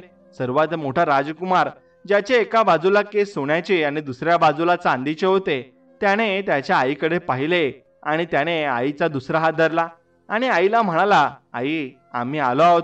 हळूहळू राणीच्या रिकाम्या डोळ्यात जीवनाचा किरण परतला। तिने तिच्या मुलांच्या थरथरत्या चेहऱ्याकडे पाहिले। तिने राजकुमारीचे अश्रू पुसले। तिने तिच्या मुलांच्या डोक्यावर हात फिरवला आणि तिला तिची जुनी स्वप्ने ही आठवू लागली, जी स्वप्ने तिने तिच्या बहिणींना सांगितली होती। वर्षानुवर्षे गेली। आता तिच्या तोंडातून डळमळीत शब्द बाहेर पडले, मुले, माझी मुले। राजा लगेच म्हणाला, हो राणी, हो, ही आमची मुले आहेत. तू कोणत्याही प्राण्याला जन्म दिला नाहीस. तू या फुलांना जन्म दिला आहेस. मोती आहेत हे. हा तुझा मुलगा बघ, ज्याच्या हसण्याने फुले पडतात, आणि हा ज्याच्या रडण्याने मोती पडतात. आणि ही चंद्रासारखी तुझी मुलगी. हे सर्व खरे आहे राणी, हे सर्व खरे आहे. हे ऐकून राणीच्या डोळ्यात अश्रू आले. वर्षानुवर्षे दडपलेले दुःख, अपमान आणि वेदना एकत्र वाहू लागल्या. तिने तिच्या 3 मुलांना मिठी मारली आणि त्यांचे चुंबन घेऊ लागली. तिला असे वाटले की जणू काही जवळजवळ मृत झालेल्या वनस्पतीला अमृताचा सागर सापडलाय. तिच्या जगात एक नवीन पहाट उजाडली. काही वेळाने जेव्हा तिचे मन शांत झाले, तेव्हा तिने अश्रूंनी राजाकडे पाहिले. आता तिच्या आवाजात एक विराम होता. ती म्हणाली, स्वामी, मी नेहमीच तुम्हाला माझ्या जीवापेक्षा जास्त प्रेम केले आहे, पण तुम्ही माझ्या शब्दांकडे लक्ष दिले नाही. तुम्ही माझ्या डोळ्यांनी पाहिलेल्या सत्यांवर विश्वास ठेवला नाही, तर इतरांनी सांगितलेल्या कटावर विश्वास ठेवलास. प्रेम विश्वासाच्या पायावर आधारित असते, आणि तुम्ही तोच पाया तोडला. मग तिने थरथरत कापत विचारले, पण हे सर्व कोणी केले? आमच्या आनंदाचा शत्रू कोण बनला? राजाने डोके टेकवले आणि जड अंतकरणाने म्हणाला, तुमच्या स्वतःच्या ताई. राणी, तुमच्या मोठ्या ताई. हे ऐकून राणीला आणखी एक मोठा धक्का बसला. तिला विश्वासच बसत नव्हता. नाही, माझ्या ताई, ते हे करू शकत नाही. ती दुःखाने आणि आश्चर्याने तुटून पडली. ज्या प्रेमाने आणि विश्वासाने ती त्यांना भेटायची, त्यांनी तिला त्या प्रेमाचे इतके भयानक बक्षीस दिले. राजाने तिला पाठिंबा दिला आणि म्हणाला, आता दुःख करू नकोस राणी. आता फक्त तुझ्या आनंदाचा आयुष्य हे असेल, आणि चला तुमच्या राजवाड्यात जाऊया. तुमचे सिंहासन, तुमचा सन्मान आणि तुमची मुले सर्व तुमची वाट पाहत आहेत. राणी तिच्या मुलांचे हात धरून अपमानाच्या पिंजऱ्यातून बाहेर आले. चौकात उभे असलेले सर्व लोक जे तिच्यावर थुंकत होते, त्याच पश्चाताप आणि आदराने डोके टेकून उभे होते. राजा आणि राणी आणि त्यांची 3 मुले एका नवीन आणि आनंदी भविष्याकडे, राजवाड्याकडे एकत्र चालत गेले. राजाने मंत्रीजी यांना आदेश दिला की त्या 2 दुष्ट महिलांना उद्या शाही दरबारात हजर करावे. सर्वांसमोर न्याय होईल. दुसऱ्या दिवशी शाही दरबार गर्दीने भरला होता. प्रत्येक दरबारी, प्रत्येक सैनिक आणि शहरातील प्रत्येक प्रमुख नागरिक कट रचणाऱ्या बहिणींचे काय होते ते पाहण्यासाठी आले होते. मध्यभागी राणीच्या दोन्ही बहिणी साखळ्यांनी बांधलेल्या, डोके खाली वाकलेल्या उभ्या होत्या. आता त्यांच्या चेहऱ्यावर अभिमानाचा कोणताही लवलेश नव्हता, फक्त मृत्यूचे भय आणि खोल पश्चाताप होता. राजा सिद्धार्थ त्याच्या सिंहासनावर बसला होता आणि त्याचा चेहरा रागाने दगडासारखा कठोर होता. तो गर्जना करत म्हणाला, या 2 महिलांनी केवळ त्यांच्या ताईचा विश्वासघात केला नाही, तर या राज्याच्या, माझ्या राजवंशाच्या आणि न्यायाच्या भविष्याच्या डोळ्यात धूळ फेकली आहे. त्यांनी मत्सराच्या आगीत 3 लोकांना मारले आहे. त्याने निष्पाप लोकांना संपवण्याचा प्रयत्न केला आणि एका निष्पाप महिलेला वर्षानुवर्षे नरक भोगायला लावले. अशा भयंकर गुन्ह्यासाठी फक्त एकच शिक्षा असू शकते, मृत्यू. आम्ही त्यांना त्या चौकात फाशी देण्याचा आदेश देतो, जिथे त्यांनी त्यांच्या ताईचा अपमान होताना पाहिले. दरबारात शांतता होती. मग एक गोड पण दृढ आवाज आला, थांबा महाराज. सर्वांच्या नजरा त्या आवाजाकडे वळल्या. सिंहासनाजवळ उभी असलेली राणी तिच्या 3 मुलांसह हळूहळू पुढे सरकली. तिच्या चालण्यात एक अद्भुत शांतता आणि सन्मान होता. ती तिच्या दोन्ही बहिणींसमोर उभी राहिली. साखळदंडाने बांधलेल्या दोन्ही बहिणी त्यांच्या धाकट्या ताईला समोर पाहून आणखीनच घाबरल्या. तिच्या डोळ्यात पाहण्याची हिंमत त्यांच्यात नव्हती. राणीने एक दीर्घ श्वास घेतला आणि तिच्या आवाजातून वर्षानुवर्षे दाबून ठेवलेले दुःख प्रकट झाले. ती म्हणाली, ताई, मी तुला नेहमीच माझ्या आईचे स्थान दिले. मी तुला माझा सर्वात मोठा आधार मानत असे. मी तुला नेहमीच एक चांगली व्यक्ती मानत असे. पण तू माझा विश्वासघात का केलास? तू हे का केलेस? मी राणी होणे हा तुझ्यासाठी इतका मोठा गुन्हा होता का, की तू माझ्या स्वतःच्या, तुझ्या धाकट्या ताईच्या आणि तिच्या निष्पाप मुक्या मुलांच्या जीवाची शत्रू बनलीस? मी जेव्हा जेव्हा तुला भेटायला येत असे, तेव्हा मी तुला प्रेमाने मिठी मारत होती. प्रेम किंवा तुमच्या मत्सराची आग इतकी तीव्र आहे की ती प्रेमाच्या आणि नात्याची सर्व बंधनं जाळून राख करते. हे तुम्हाला कधीच जाणवले नाही का? राणीचा प्रत्येक शब्द त्यांच्या आत्म्याला बाणासारखा बोचकत होता. आता त्यांच्या अश्रू आवरता आले नाही आणि त्या दोघीही त्यांच्या धाकट्या ताईच्या पाया पडल्या आणि मोठ्याने रडू लागल्या. मोठी बहीण रडत म्हणाली, अरे मला माफ कर ताई, मला माफ कर. मी मत्सराने आंधळी झाली होती. जेव्हा मी तुला राणीच्या सिंहासनावर पाहिले आणि स्वतःला नोकरांच्या पत्नी म्हणून पाहिले, तेव्हा माझे हृदय जळून राख झाले. मी वेडी झाले होते. मला काहीही समजत नव्हते. मला मृत्यूदंड दिला पाहिजे. आम्ही जगण्याच्या लायक नाहीत. त्याची अवस्था पाहून राणीच्याही डोळ्यात पाणी आले. तिने तिच्या बहिणींनी पायातून वर उचलले आणि राजाकडे वळून म्हणाली, महाराज, मी तुमच्याकडून भिक्षा मागते. राजा आश्चर्याने म्हणाला, राणी, तुम्हाला जे हवे आहे ते मागू शकता, पण या दुष्ट स्त्रियांसाठी माफी मागू नका. राणी शांत स्वरात म्हणाली, महाराज, जर आज मी त्यांच्याशी तसेच वागले जसे त्यांनी माझ्याशी वागले, तर त्यांच्यात आणि माझ्यात काय फरक राहील? सुडाची आग एकाला जाळते पण दुसऱ्याला राखेत बदलते. त्यांनी मला शारीरिक आणि मानसिक वेदना दिल्या, पण जर मी त्यांना मृत्यूदंड दिला तर मी आयुष्यभर माझ्या आत्म्याला त्रास देईन. खरी शिक्षा मृत्यू नाही, तर तुमच्या पापांसह जगणे आणि त्यांच्यासाठी प्रायश्चित घेणे आहे. मग ती तिच्या बहिणींकडे वळाली आणि म्हणाली, मी तुमच्या पापांसाठी तुम्हाला क्षमा करते, परंतु या क्षमेचा अर्थ असा नाही की तुमच्या कृत्यांचे कोणतेही परिणाम भोगावे लागणार नाहीत. तिने हात जोडून राजाला सांगितले की त्याला फाशी देण्याऐवजी त्यांना राजाच्या सीमेवर असलेल्या एका दुर्गम आश्रमात पाठवावे. त्याने त्यांचे उर्वरित आयुष्य तेथे गरिबांची सेवा करण्यात आणि त्यांच्यासाठी प्रायश्चित करण्यात घालवावे. ही त्यांच्यासाठी सर्वात मोठी आणि खरी शिक्षा असेल आणि कदाचित यामुळे त्याचा आत्मा हा शुद्ध होईल. राणीची ही अद्भुत उदारता आणि शहाणपण पाहून संपूर्ण दरबार स्तब्ध झाला. राजा आपल्या पत्नीच्या महानतेसमोर नतमस्तक झाला. त्याच्या डोळ्यात आपल्या राणीबद्दलचे प्रेम आणि आदर हजारपट वाढला. त्याने आदेश दिला की माझ्या राणीला जे काही हवे आहे ते पूर्ण करावे. त्या दोघांनाही आश्रमात पाठवावे. त्याच्या धाकट्या ताईच्या या अविश्वसनीय क्षमशीलतेने दोन्ही ताई भारावून गेल्या. त्या रडत रडत एवढेच म्हणू शकल्या, ताई, तू खरोखर राज्याचीच नाही तर हृदयाची राणी आहेस. आता तो मोर आपल्या पत्नीला म्हणतो, हे प्रिये. अशा प्रकारे राणीने तिच्या शत्रूंनाही क्षमा करून तिची महानता सिद्ध केली.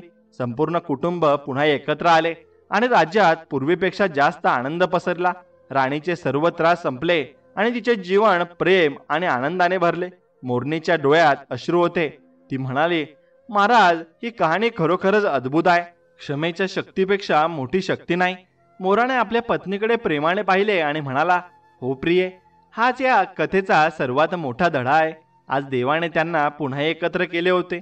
राजकन्येने तिच्या आईला बोलणाऱ्या पक्षाची ओळख करून दिली आणि तिला तिच्या सुंदर बागेतील ते झाड दाखवले जिथून संगीत निघत होते. मोर पुढे म्हणतो, हे प्रिये, आता तुम्हाला काही शहाणपणाचे शब्द कळतील. काळजीपूर्वक ऐका. आणि पक्षी राजा आणि राणीला म्हणाला, हे राजा, जर तुम्ही जीवनात 8 महत्वाच्या गोष्टी लक्षात ठेवल्या तर तुमच्या मुलांना इजा होणार नाही, पैशाचे नुकसान होणार नाही आणि तुम्ही फसवणूक करणाऱ्यांपासूनही वाचू शकता. सर्वप्रथम, न पाहता ऐकलेल्या गोष्टीवर विश्वास ठेवून कोणतेही निर्णायक पाऊल उचलू नका. जर एखाद्याला शिक्षा करण्याचा प्रश्न असेल तर ऐकलेल्या गोष्टींवर कधीही विश्वास ठेवू नये. स्वतःच्या डोळ्यांनी पाहिल्यानंतर किंवा निकषांवर त्यांची चाचणी घेतल्यानंतर नेहमीच योग्य पाऊल उचलले पाहिजे. अशा निर्णयांमुळे अनेक वेळा निष्पाप दोषी ठरतात आणि दोषी सुटतात. म्हणून कोणत्याही कामात, मग ते पैशाचे असो किंवा नातेसंबंधाचे असो, संयम आणि विवेकाने निर्णय घेतले पाहिजेत. घाई किंवा अंधश्रद्धा टाळली पाहिजे.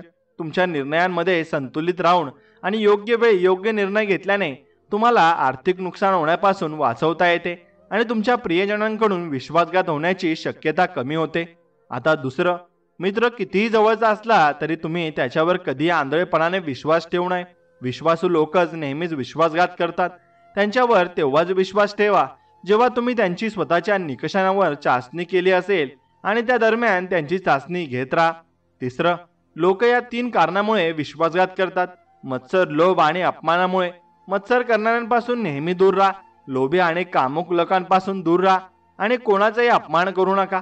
तुम्ही आणि तुमचे कुटुंब नेहमीच फसवणूक आणि समस्यांपासून वाचाल आणि तुम्ही कधी पैसे गमावणार नाही. आता चौथी गोष्ट अशी की तुमचे स्वतःचे ते आहेत जे तुमची चूक न सांगता समजतात. काही लोक फक्त तुमच्यासोबत राहूनच नाही तर तुमच्यासोबत न राहून पण तुमचे स्वतःचे आहेत. तुमचे स्वतःचे लोक कधी तुमच्या पाठीमागे हल्ला करत नाही. जरी ते काही बोलले तरी ते तुम्हाला सुधारण्यासाठी तुमच्या समोरच बोलतील. 6, जे तुमच्या अनुपस्थितीतही तुमचा आदर करतात तेच तुमचे खरे स्वतःचे आहेत. 7, तुमचे स्वतःचे ते आहे जे तुमच्या यशाच्या आनंदी असतात आणि अपयशात स्वतः तुमच्यासोबत उभे राहतात, परिस्थिती पाहतात, ते नाते तोडत नाहीत. 8, ज्यांच्या सहवासामुळे तुम्ही आतून मजबूत बनता आणि ज्यांच्या भेटींमुळे आत्म्याला शांती मिळते.